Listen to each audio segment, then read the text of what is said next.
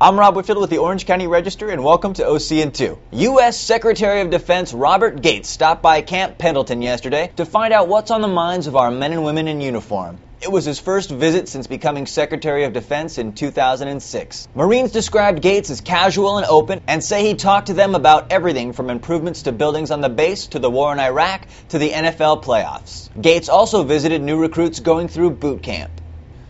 Orange County Sheriff Mike Carona is back on the job after taking a self-imposed leave of absence to huddle with his lawyers, comb through some 20,000 documents, and prepare for his June trial on corruption charges. The sheriff had to return to work before 90 days was up, or by law, he could have been removed.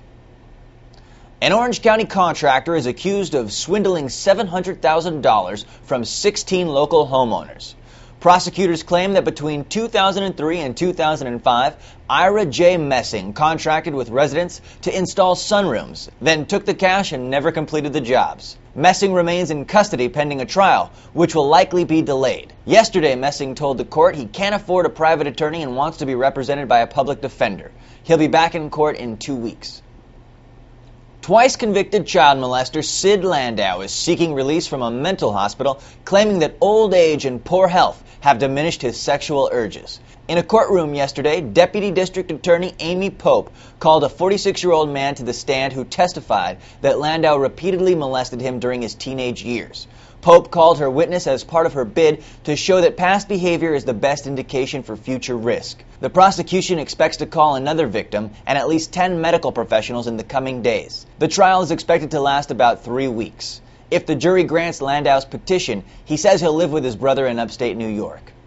The Honda Center was lit up with pink last night to greet 17,000 Ducks fans and raise breast cancer awareness. The event was part of the Close the Gap campaign, which challenges lawmakers to recognize the urgency of finding breast cancer early and the importance of the treatment that follows, and close the gap between policy and funding so that more women can have better access to quality health care and information about breast cancer.